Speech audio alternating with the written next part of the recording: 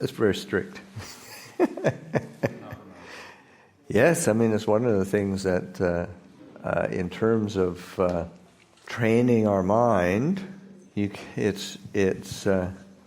have to pay attention. You can only train you train your mind by training body and speech, and it's really interesting in the Vinaya, the discipline of the monks that the Buddha laid down.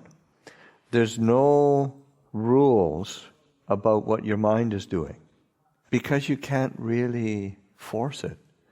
You have to learn how. Just as I was walking in, it was Ajahn Yaniko was relating the reflection or remembrance that I had of Ajahn Chah teaching that you have to learn to teach the mind, not just control it. So it's that learning how to teach the mind, rather. So there's no. You can't. Your mind is oftentimes all over the place and distracted, but what you can do is look after your actions of body and speech. You can take responsibility for that, and you have to learn how to take responsibility for that. But if there was, say, offenses for what went on in our minds, then we would be confessing offenses all the time. But we can learn from it. That's the main thing, is that you can learn from that, and you. So it's a process of learning. That's the teaching of the Lord Buddha. It's a process of learning, say, as opposed to just something to believe in or have faith in, or something to hold desperately to as a belief system. And you have to learn from it. And that's something Ajahn Chah is our teacher here, and certainly Master Hua as well. He just dedicated a tremendous amount of time to trying to get people to learn how to be good human beings. So today, or yesterday, was the day of the anniversary, commemoration, remembrance of Master Hua's Nibbana, his nirvana. And many people came up for that. And people come up every year to CTTB. So this is part of the group, it's a whole weekend of events of being able to plug into CTTB and then to come up here as well. Very wonderful to have you all here and have this on this auspicious occasion, because as I say, it's the auspicious occasion is for CTTB, but it's also an auspicious occasion for our monastery, Abhayagiri, as today we're commemorating Ajahn Chah's birthday, which is actually tomorrow, but we thought, well, it's a Sunday, people come up, it's a good opportunity, good day, and then it's also Father's Day, so it's a good, as our spiritual father for our monastery, recollecting Ajahn Chah. It's a great, a lovely opportunity. Is this the 29th year of Master Hua's passing? And you see just the fact that everybody is here, the effect of Master Hua's life, pulling these people from different places, and being able to be a focal point for goodness.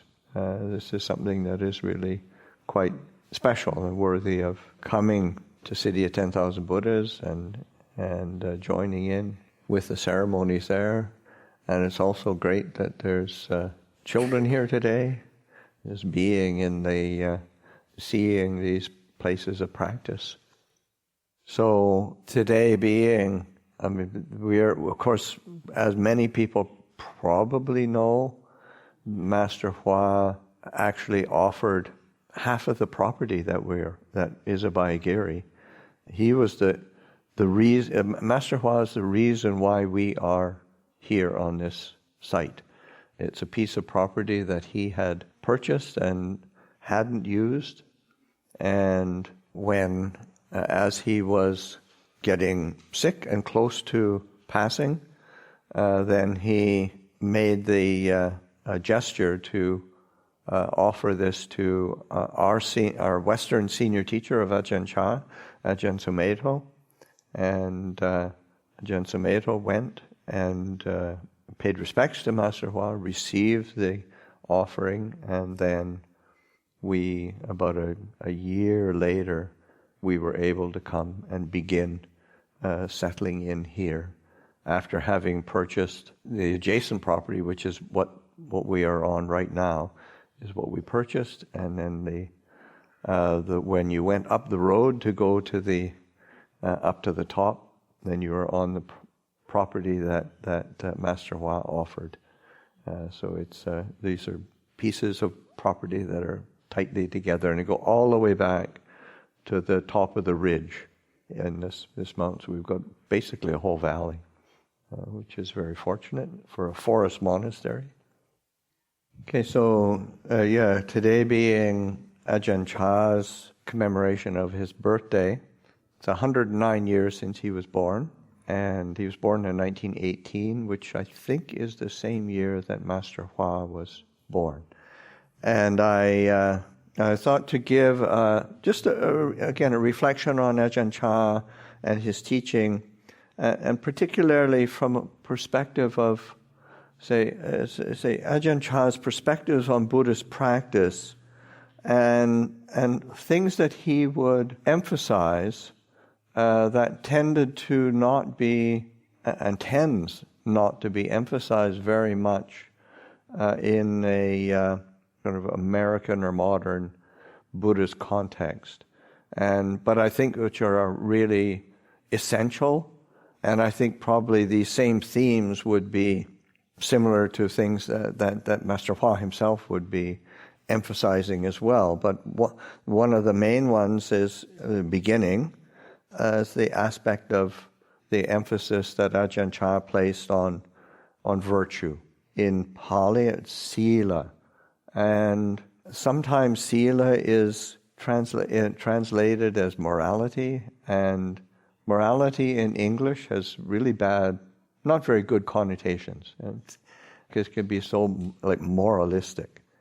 But Ajahn Chah's approach to, and his vision of sila was more about how to live with integrity and to base one's actions and way of living on a fundamental human goodness. And sila and virtue is fundamentally how we live together, how we can live together as human beings in the world in a way that's actually comfortable and harmonious. And there's an image that he used was, he said, in Thailand, and this is a quote from him, it's things that I pulled together to reflect on today because I didn't trust my memory. He said, in Thailand, the millipedes are really big. They have a lot of legs. You'd think that with many legs, they would trip over each other, and it would really be difficult. But they don't. Those legs all work together. They move along pretty smoothly. So then Ajahn Chah says, in the same way, it's possible to live together harmoniously as a community, as a society, as within a culture, on a social level, and in stepping back from our tendency from selfishness, and a sense of harmony is actually facilitated. So sila is not just a lot of rules to be followed, but they're guidelines for how human beings can live together, not creating harm for each other and fostering a sense of trust and well-being. Like in the same way that, a millipede that's got all these legs, you think we should trip over each other.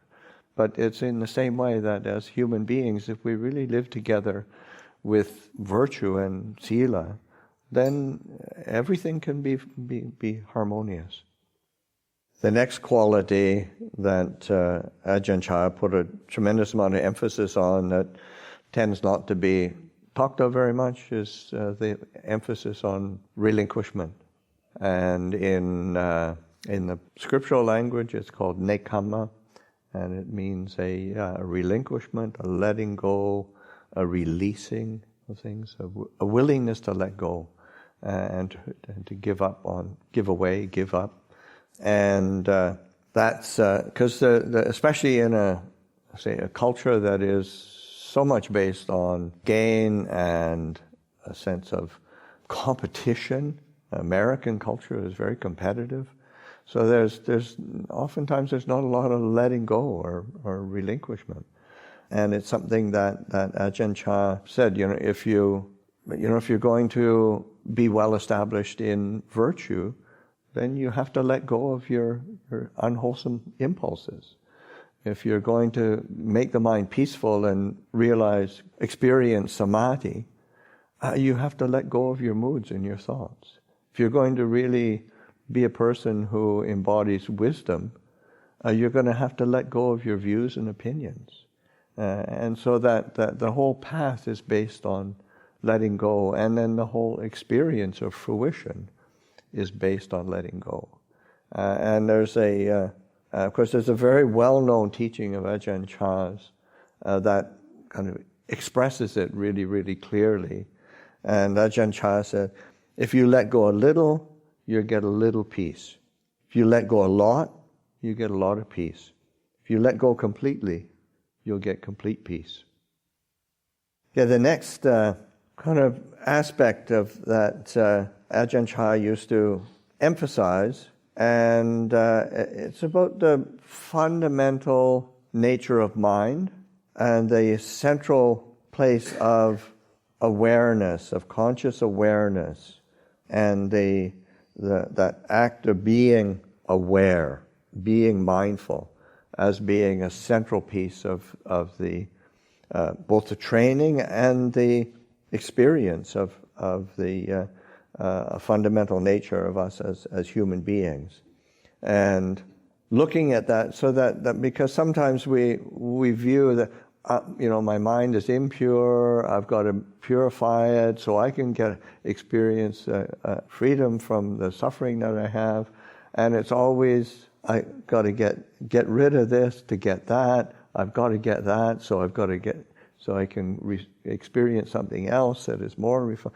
And Ajahn Chah is fundamentally, our fundamental nature of mind is pure and clear, and we need to realize it, and relying on the quality of awareness that is fundamental to our nature. So anyway, he said the image that he gives is of the mind being like a bell. He said on its own, a bell is silent and still, but makes a sound when it is struck. He said the mind is similar, but what it is struck with is sense contact and moods. And he said, and another favorite teaching of his, he said, one who gets lost in moods gets lost in the world. One who gets lost in the world gets lost in moods. So that these moods of mind are what confuse us, as opposed to the fundamental nature of the mind. Silent and still. Okay, and the last quality or aspect, a perspective on Buddhist practice that Ajahn Chah used to emphasize that again tends not to be emphasized so much is just the opportunity or aspect of liberation, that we are capable of being free. We're capable of realizing the truth of the Buddha's teachings. It's not beyond any of our capabilities. That said, we still have to be willing to open up to a new or different perspective that is not so used to.